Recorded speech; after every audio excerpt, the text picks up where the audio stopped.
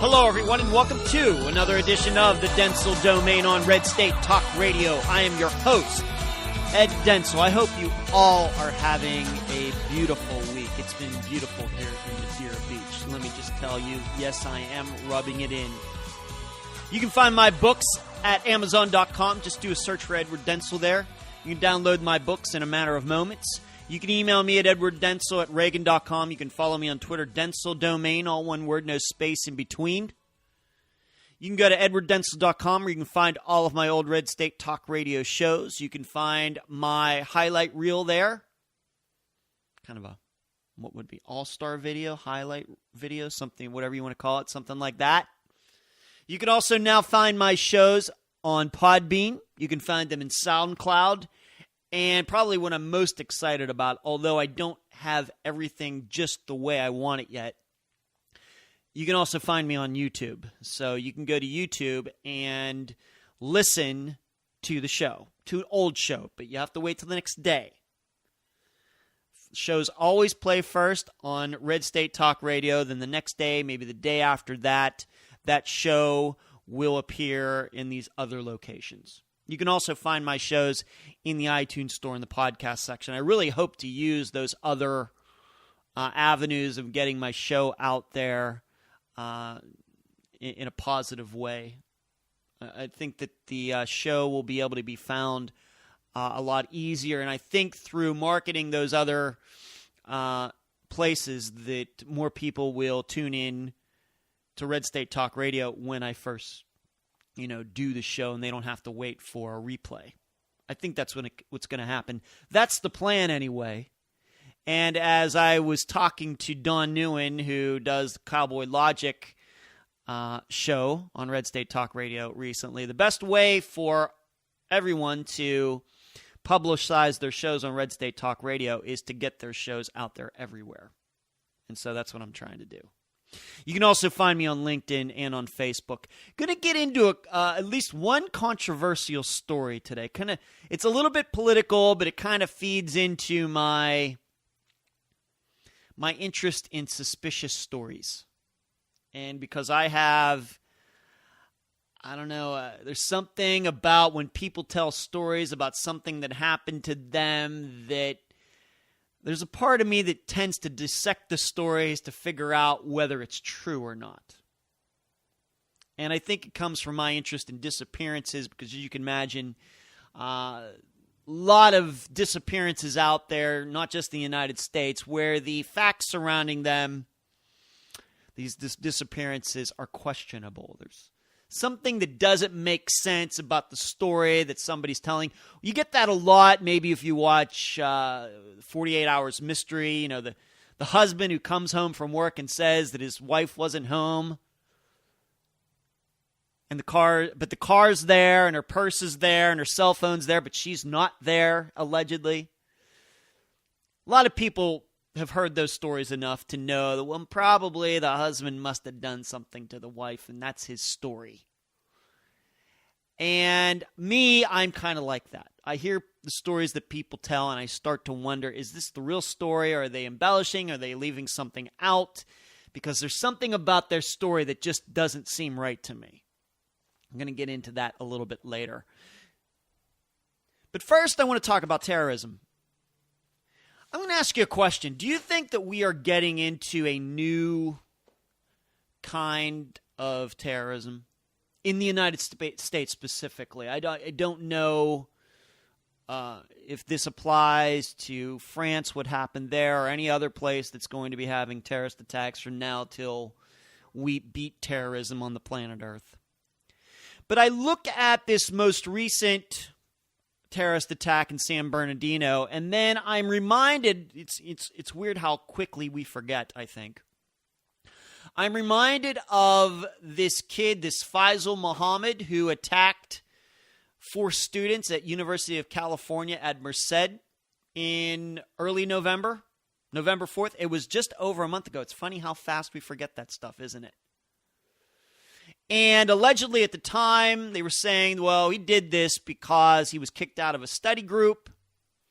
But then, since then, his roommate, who also happens to be Muslim, is saying, oh, no, this guy, he was He was a little bit more than that. And this kid, Faisal Muhammad, it seems had been maybe planning to do something for a while.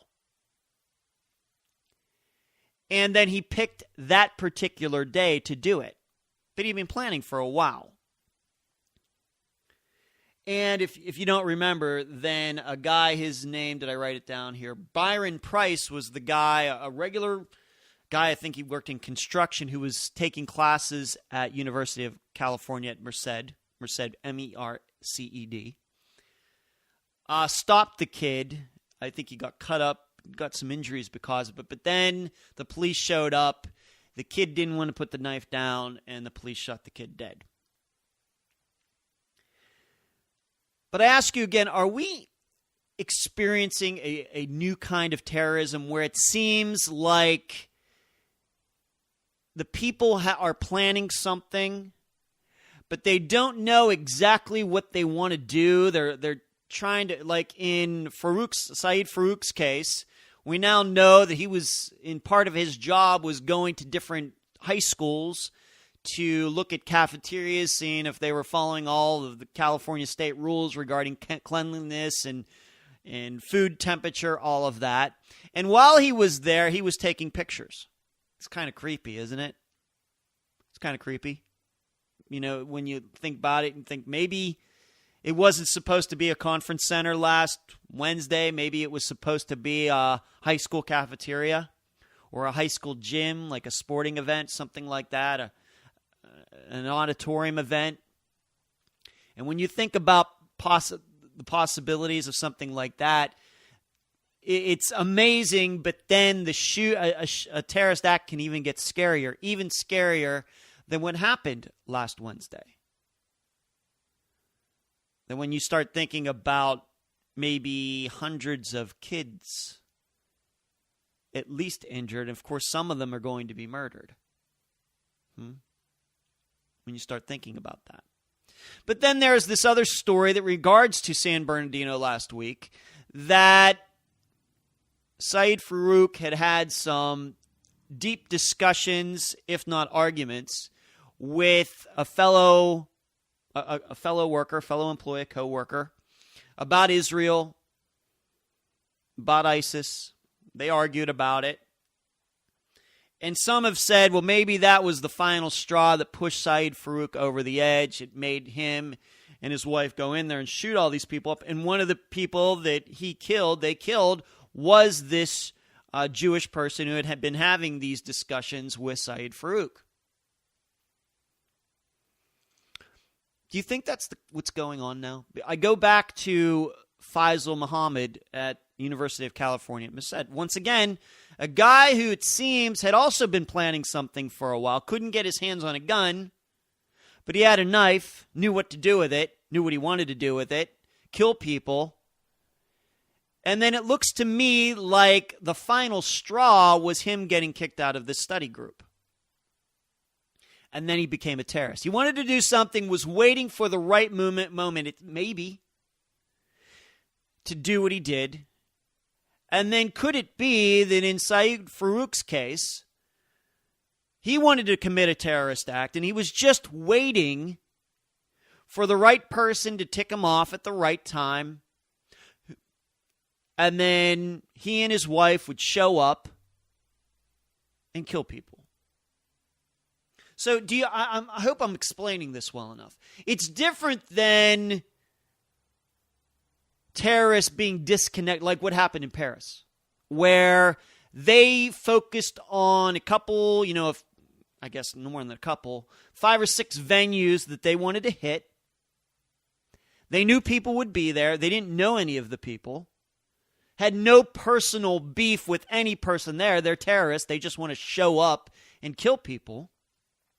So they go get the guns, they get the bombs, they create these suicide vests, and they show up and they kill people. And that's what we traditionally think of when we think of terrorism.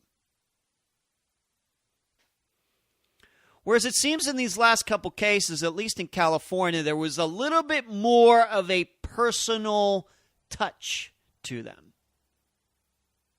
Doesn't it? This Faisal Muhammad being ticked off about somebody who ticked him off regarding a study group. Kind of pushed him over the edge. Saeed Farouk killing and he and his wife killing his co-workers. And I guess that's why, at least in the beginning, the administration, Obama administration, and others tried to sell this as some sort of workplace violence. But like I said, it's kind of a hybrid. They've been planning something for maybe years with all the equipment they had, or at least a year and a half, given that they came back into the United States as husband and wife or fiancés in, July of 2014. At least a year and a half. Could have carried probably something out months ago, given the equipment that they had, but waited for this particular day, that particular day, last week. It's interesting.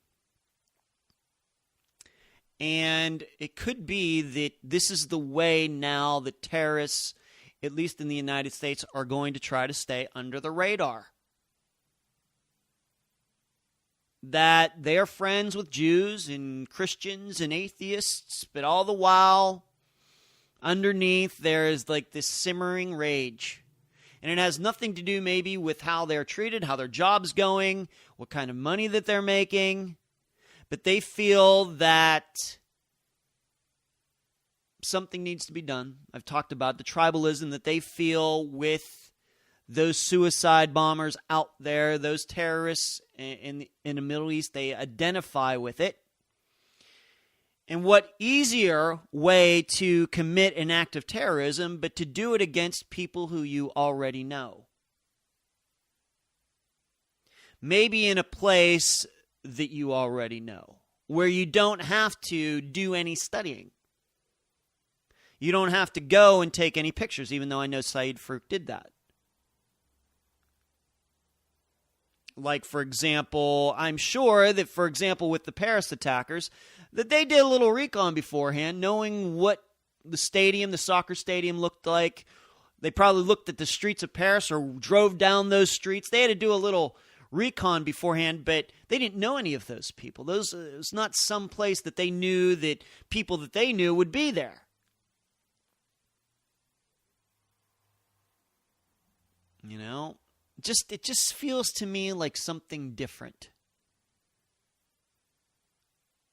So this is something that we're going to have to watch out for.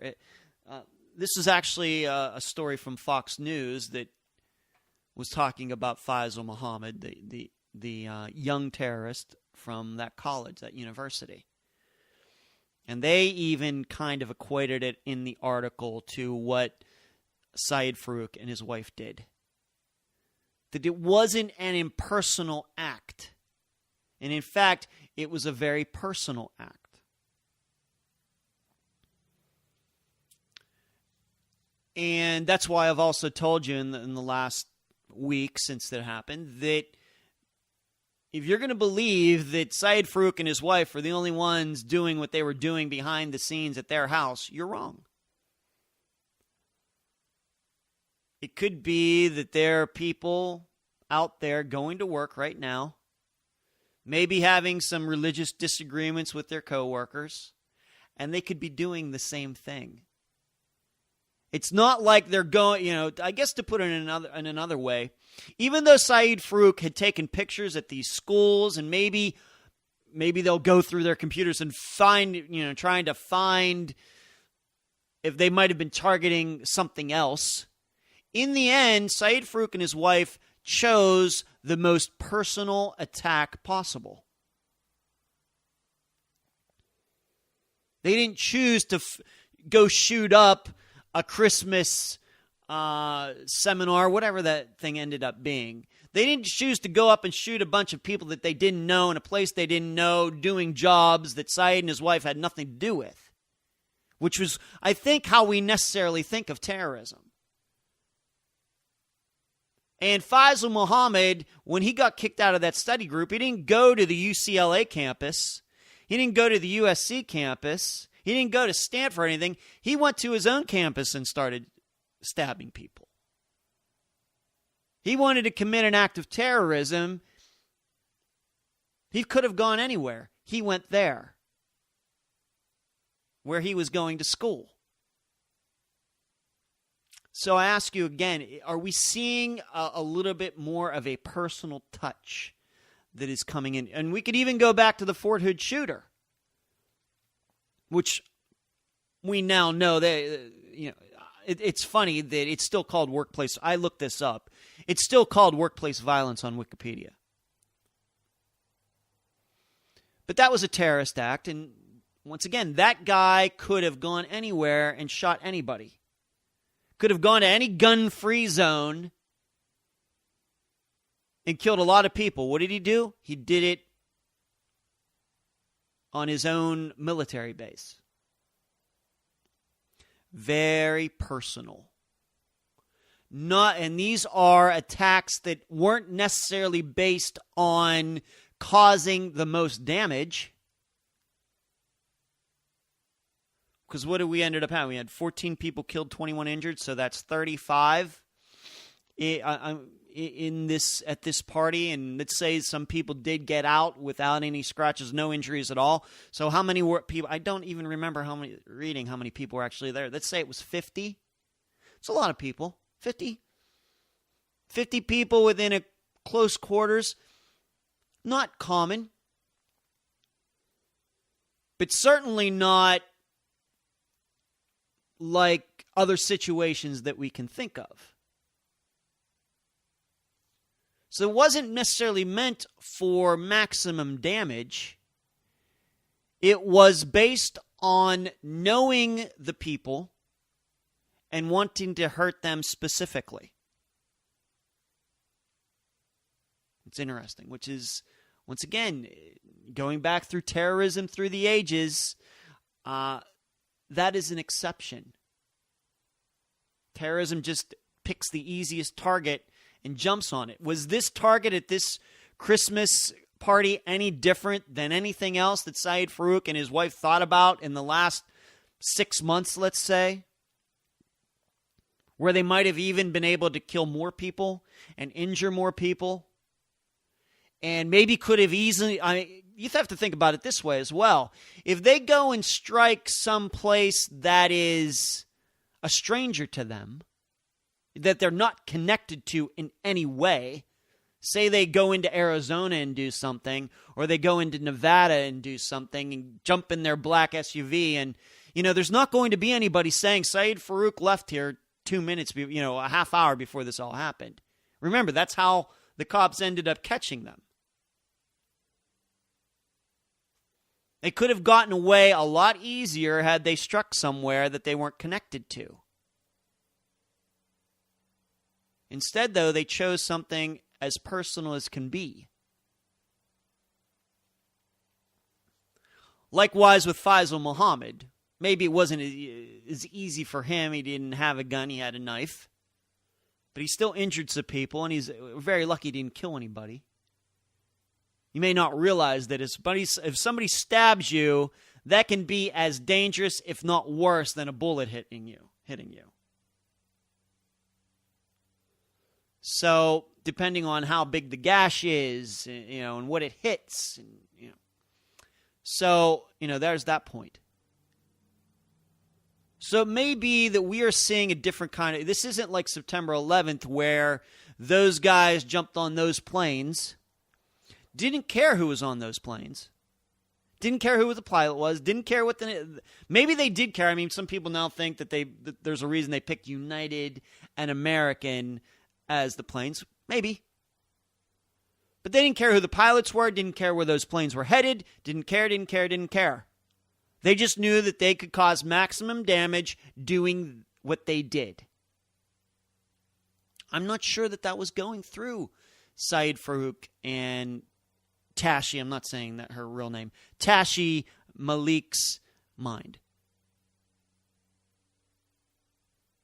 It was something else. It was terrorism, but it wasn't impersonal, impartial terrorism.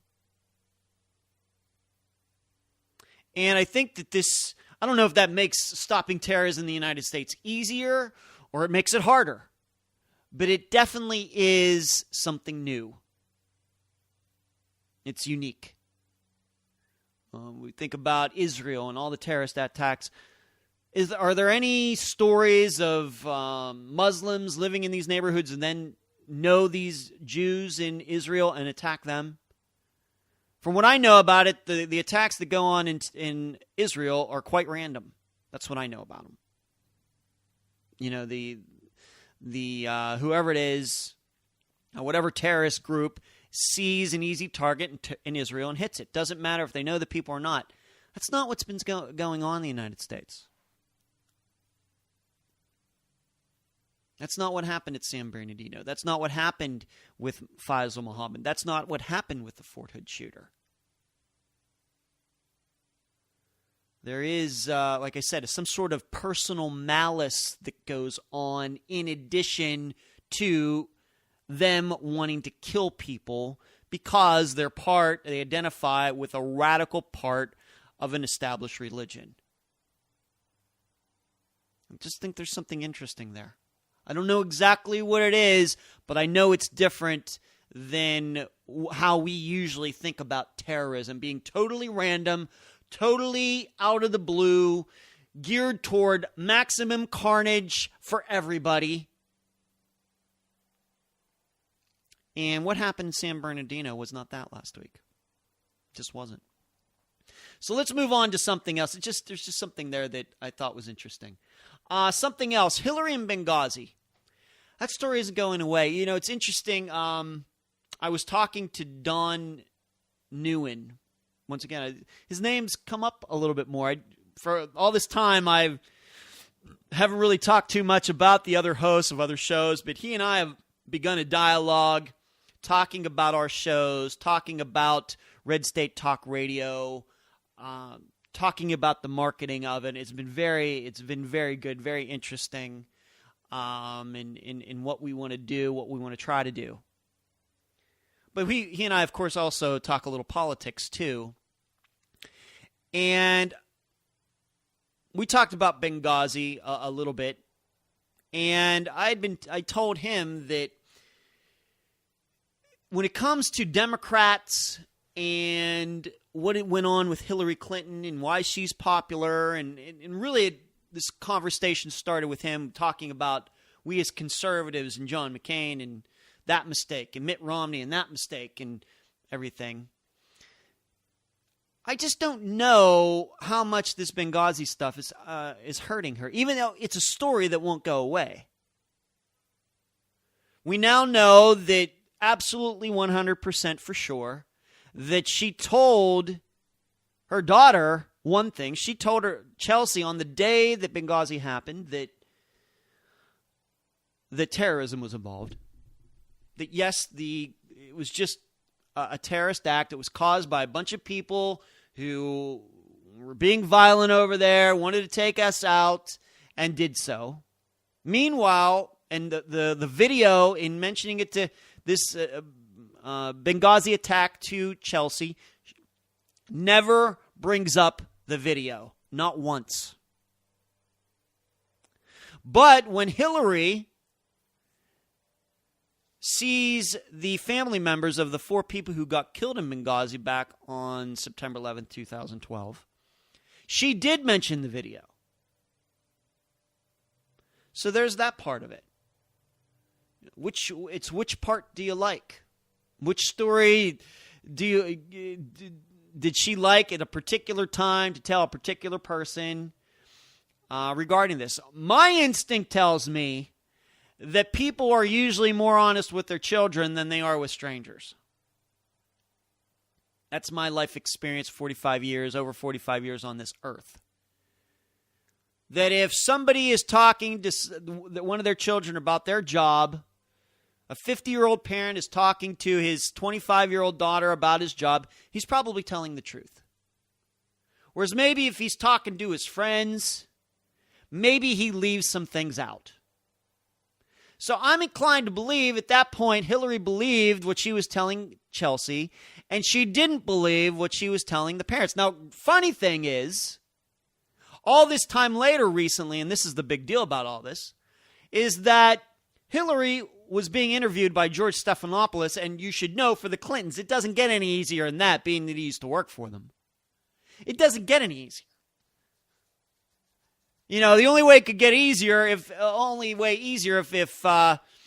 Hillary Clinton was getting interviewed by Sidney Blumenthal. That is the only way it could get any easier. But he asked her a direct question. Did you tell those parents, those family members, that the video, this attack was caused by the video? And she said no, despite what all of those family members have been saying about their conversation with her for the last 3 years.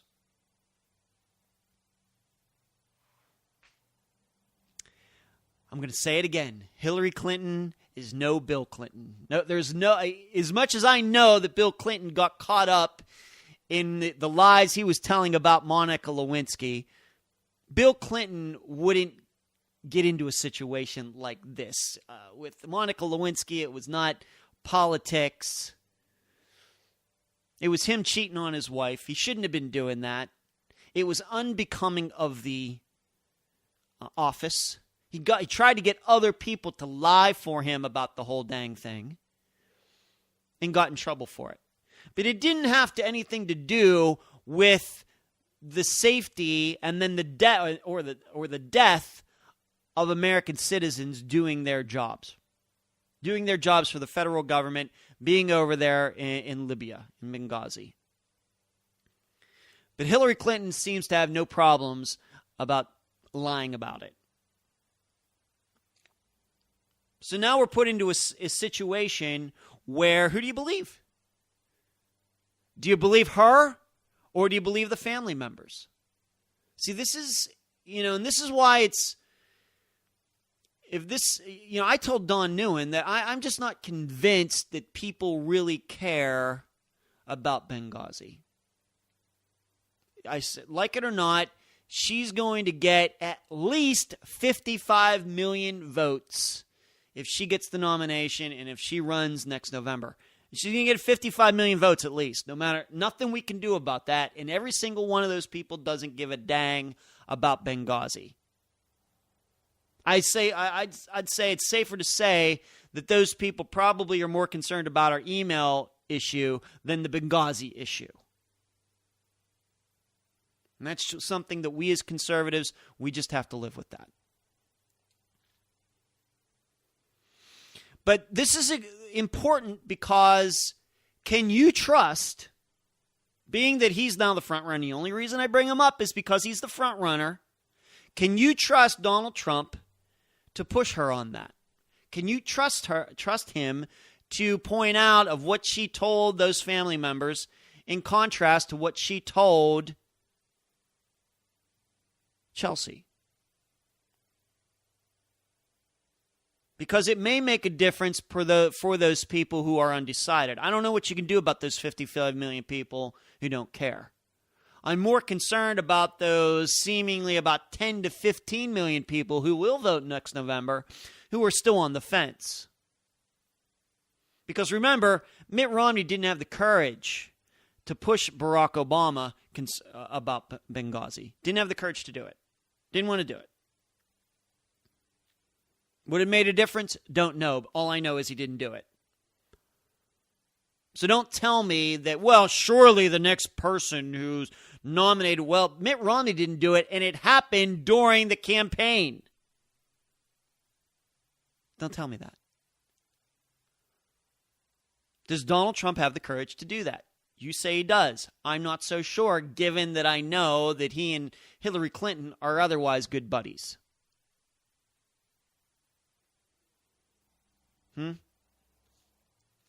Now, if you tell me that Ted Cruz will push her on it, I believe that. Do I believe that Marco Rubio will push her on it? I believe that. Even some of these other guys or women who aren't as conservative, do I think they will? Yes. But in my mind, Donald Trump, of all those people, is the least likely to do it because of his history with the Clintons. And I want you to think about that nice and hard as we go to the break. You've been listening to the Dentzel Domain on Red State Talk Radio.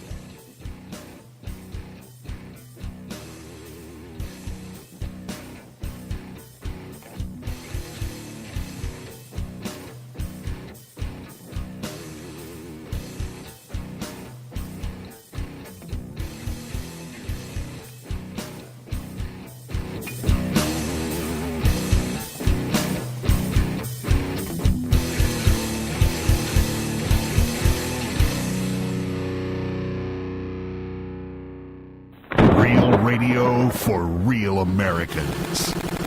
Red State Talk Radio.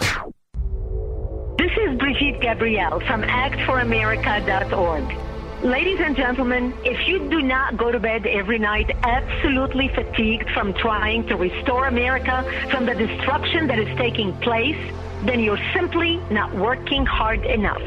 Arm yourself with knowledge so that you too can act for America by listening to Red State Talk Radio. Red State Talk Radio, the dominant force in conservative internet talk radio.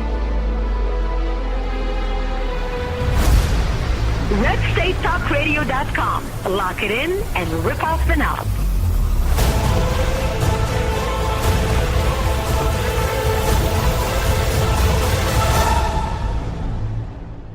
I can't defend my family because I live in Chicago. I am free to defend my family with my AR-15 or handgun because I live in Wyoming. I can't even protect myself if I'm attacked because I live in D.C.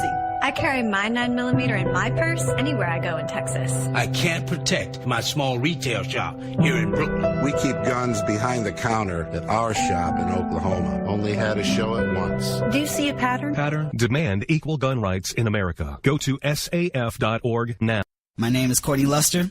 I'm 21, well-educated, and unemployed American. I happen to be black, so I'm in the highest unemployment segment of the population, black youth unemployment.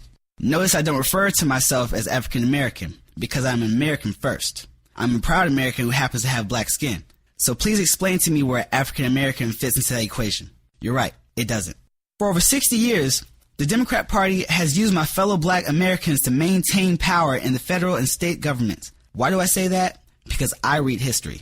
While many of my friends are watching mindless videos, I choose to listen to Red State Talk Radio. Why? Because I want to educate myself, not entertain myself. Red State Talk Radio, America's premier conservative talk radio network. Hey, all you black American youth, be a Frederick Douglass Republican, not an Al Sharpton race pimp. Educate yourself. Listen to RedStateTalkRadio.com.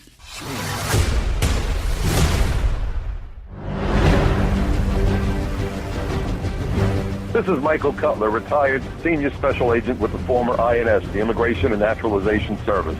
You should know that I'm also a lifelong Democrat, but ladies and gentlemen, the mainstream media has completely failed the American people. That's why, despite being a lifelong Democrat, I listen to Red State Talk Radio, the dominant force in conservative internet talk radio. Lock it in and rip off the knob.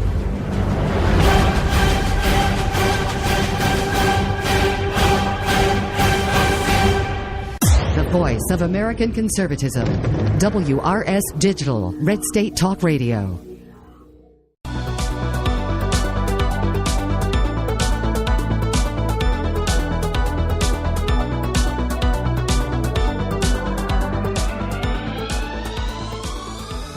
We're back at the Dentzel domain on Red State Talk Radio. I want to continue to talk about Hillary and Benghazi for a bit before we move on to something else. There's another revelation that came out within the last few days, and this comes from townhall.com, this story. Of course, you can find it in many places, that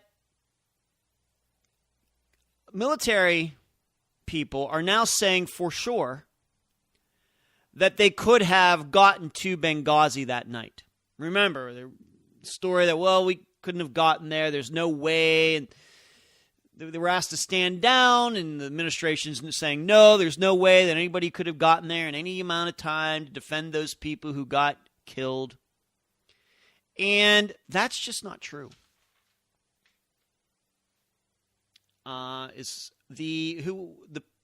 Pentagon Chief of Staff, Jeremy Bash, I'm going to say maybe former Chief of Staff of the Pentagon, Jeremy Bash, says that absolutely testified that absolutely they could have gotten military assets into the area. I don't know what they could have done about the ambassador and the IT guy that were in the consulate, but they could have at least helped and defend and rescued those two military members who did show up, tried to protect that piece of American territory. You have to remember that even though it's in Libya and Benghazi, that that is technically American soil.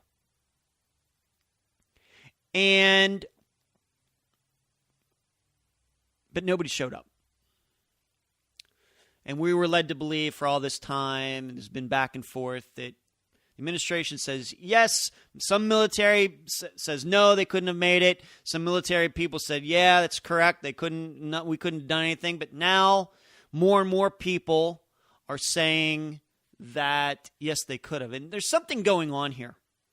And this is also something that I talked about with Don Newman. It was mostly him doing the talking with this. But more and more regarding this particular aspect of it, that I think more and more military people, and I think we maybe covered this last week in an article, that more and more people within the intelligence community, those people who are responsible for gathering information and passing it up the chain, and especially regarding ISIS, and then the people at the top of the chain, not even necessarily politicians, but those who are in the military, passing information back down the chain saying, no, we don't like that information. We need a much more positive outlook than what you're giving us. That's ticking a lot of people off. That is ticking a lot of people off, and I think that that's what Don was trying to tell me when we were talking recently, and I believe it. I don't know if you have to have you have to be a deep cover to know that, but I think it's true, and I think that there are people who have been covering for the administration for years, military people, intelligence people, FBI people, CIA people, that even if they're good registered Democrats, that even they're incredulous about how far this administration is taken staying out of the war on terrorism that we should be fighting. Because it could be at some point their conscience is finally getting to some of these people, that they know that they have a responsibility. They know they may hate Republicans. They may think that we're a bunch of kooks and everything else. But when it comes to their specific job in the CIA, FBI, wherever they are, because we know that even the military, even though the military overtly votes Republican, there are a lot of Democrats in there too. A lot of liberals have serve in the military. I'm not going to say that's not true. It's true. And we know that there are a lot of liberals in Congress who used to be in the military.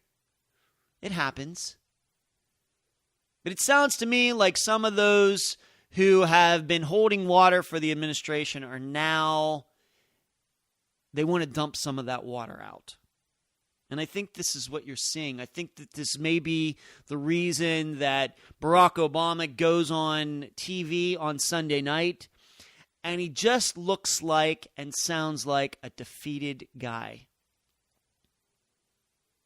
That it could be now that he is getting information that he doesn't like. There's no amount of threatening that can be done to keep it from happening.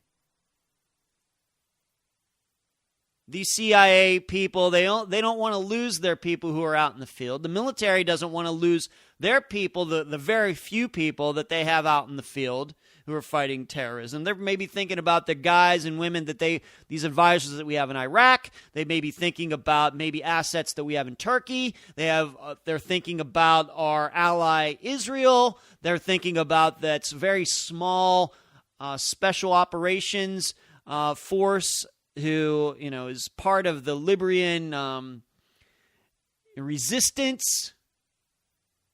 And they're thinking, you know what, if Barack Obama keeps doing what he's doing, he's going to get all these people killed. Maybe not today, maybe not tomorrow, maybe not next week, but this is what's going to happen.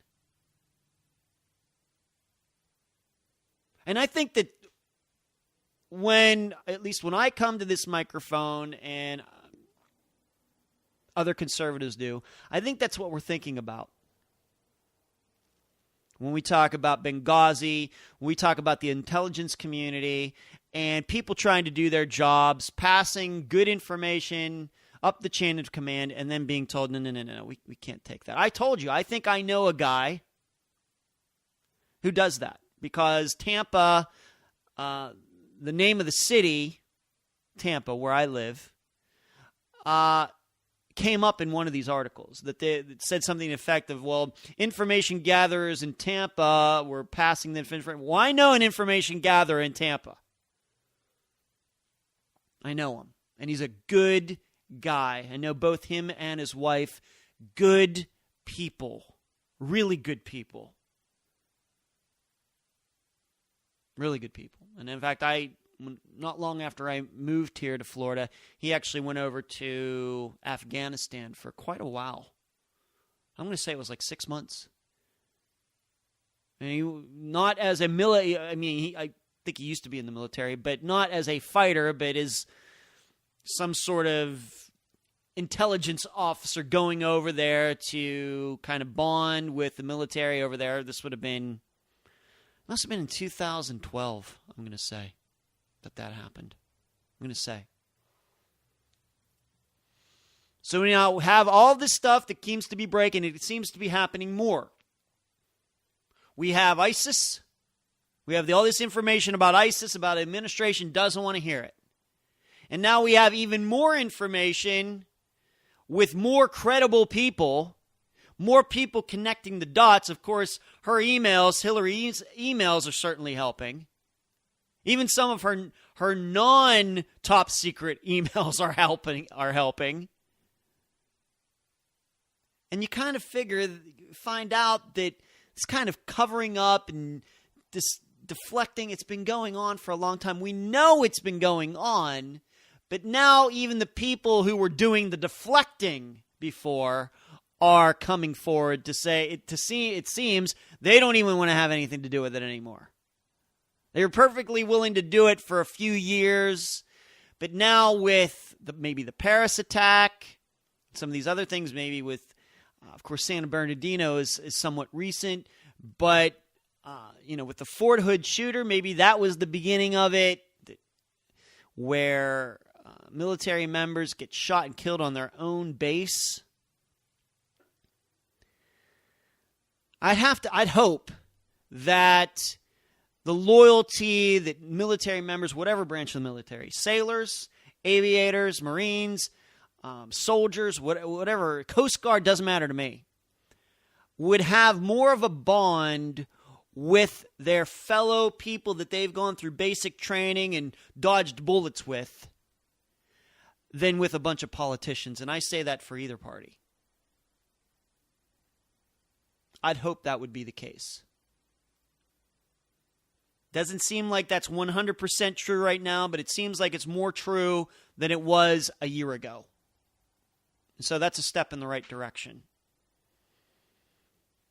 And this could be the reason that I'll say this, that if this San Bernardino attack happens 2 years ago, December 2013, maybe, or let's move it back, maybe December 2011. It very well may be that the administration would have been able to call it workplace violence for a lot longer. That's very, very possible to me. Because you see, they tried that. Democrats tried that on that day. They tried it the next day. Just didn't work. Because I think where we are in the United States, as far as your average citizen goes, is in a different place. I think that, once again, I think the people in the military are in a different place, who are responsible for all of this, who have contact with the president, are in a different place than where we were 3-4 years ago. Now, I'm not saying that had it happened 4 years ago that it would have continued forever, that they would have called it that, but they would have gotten away with it for a lot longer. But times have changed.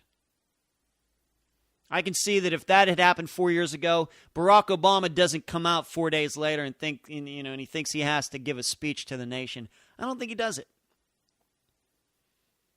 Now he did. And I think that's a step in the right, even though it doesn't matter to me what he says at all. It wasn't a very good speech. I think that he didn't probably want to give the speech, but probably couldn't avoid it. But this is how we talk about progress. We're always concerned about progress as we as conservatives, and nobody talks about that more than I do. Are we making strides regarding, in some places we are losing. Dawn and I talked about that as well. On this issue of taking terrorism seriously, we are winning. We may not have any boots on the ground where we want them. We may not have enough jets in the air where we want them. We may not have all of the things in place that we think we need to defeat ISIS, but the attitude of the American people has changed. Now, granted, there's still that 30% kook group out there. Maybe it's even bigger than that. Maybe it's 35%. But a majority of Americans, I think, are sick of what we've been doing. Sick of it. And the San Bernardino terrorist act is the latest version of that, of how they're reacting to it. And I think the administration has figured out we can't do this anymore. The tide has turned against them regarding this administration and its attitude toward terrorism. And I think, going back to Hillary Clinton, she has to be very, very careful with this. Of course, I want her to lose, and I hope she makes every mistake in the world. But if she wants to win, she and her people are going to have to pay very close attention to this, because if she tries what Barack Obama got away with for about his first 5 years in office, she's going to be in trouble. She needs to look at, and granted, she's duplicitous in this as well. I mean, we know that. But that's not going to stop her from getting the nomination. There are going to be enough Democrats who don't give a dang who are going to get her the nomination. So she's going to eventually have to talk about terrorism. And there's not much she can do about Benghazi now. That's getting all out there. And hopefully it hurts her. I don't know if it will. But how she talks about ISIS in particular, and if she wants to try to use the workplace violence statement, or, well, he's just a ticked off employee or something, that kind of stuff just doesn't fly anymore. It just doesn't. Not with enough people for her to bank on. Fascinating topic, though. Fascinating how I think that how we've seen the attitude toward terrorism and what we call it and what we expect to do about it has changed. I don't think that we as Americans have bloodlust. I don't think that we are revenge motivated or anything like that. I think that we want bad people killed. And sometimes it doesn't even have to do with whether we are attacked. Now, granted, we were attacked. And like I said on Monday, I don't know if we've done enough to this point, even after how many Americans have been killed, both September 11th and all the military members since then. But we are not bent on revenge. We do not have bloodlust. We just want the bad people to be gone. And when you have an administration who ignores it, and we can be patient. American people are very patient with certain things, and they can be very forgiving. But that doesn't last forever. And I think that this administration has worn out its welcome when it comes to how they are viewing ISIS and terrorism in the world. I don't think they can get that back. They might not have lost it regarding health care yet, or illegal immigration yet, and some other topics, but they have lost their credibility on terrorism, and there's no getting it back. Let's do one more story, before I go, and this is going to be a little bit controversial. There's a story at Breitbart.com about one of their reporters for Breitbart, Texas, that went to Brownsville, Texas, met up with a reporter of a Spanish-speaking station down there, and they went to the border in Brownsville, Texas, right there where the river is that goes, Mexico's right there. And they went down and showed where that fence is and how there's an empty spot, and then the fence picks up. It almost looks like that empty spot was left there so people could come across the Rio Grande and sneak into Texas. That's almost what you get, that kind of thinking about it.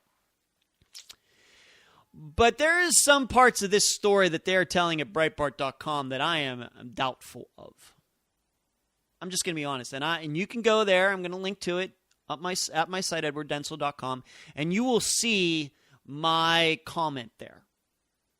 And this comes probably from my experience, not in politics, but from reading about so many murders and disappearances and things like that. The husband that comes home and his wife has just disappeared. Her car's there, her purse is there, her phone's there, but he says that he came home and she was gone. And she's been gone for weeks now. Now, we all know that in those cases, you get a little suspicious of the husband, don't you? Really, what you really want to believe is he came home, murdered his wife, threw her in the back of her car, threw her in the river, came home, and acted like nothing happened. And that's what is the real story for a lot of those. If you watch 48 Hours, which is something I will catch on YouTube once in a while, and my parents are huge fans of the channel ID Investigation Discovery. It's about the only channel that when I was with them that I really watched when I was with them for that month. So we share that fascination with those kinds of stories. But there was something like that my spidey sense kind of went off reading this article. And I'm going to link to it, and I want you to read it and see if you find it believable. What they say happened after they went down to the border. They were there at night, like 11 to midnight, something like that.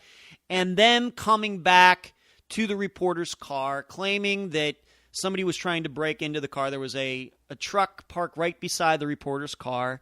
And then they claimed they got chased. And then they claimed that they didn't want to call 911 because the police department is so corrupt down there. But they ended up parking in the police department's parking lot in the first place. Throughout the article, they never mentioned that where they parked, a fire station was right across the street. Somehow, another place that you think might be safe if you're getting chased by a drug cartel or smugglers or something like that. Never mentioned that.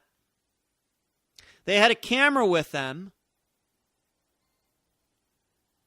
And they did film at the border showing where this fence kind of comes to an end and then begins again. But somehow when they were getting chased and everything, they never used the actual camera. All they could do was record audio.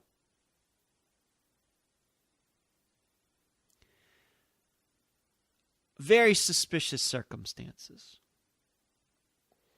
Not saying they can't be explained, but there was something about it that caught my eye as a guy who, once again, doesn't have anything to do with my politics, has everything to do with my following of stories, believable and otherwise, throughout my experience following disappearances and unsolved cases the way I have. It's been an obsession of mine for 20 years since I first got on the internet.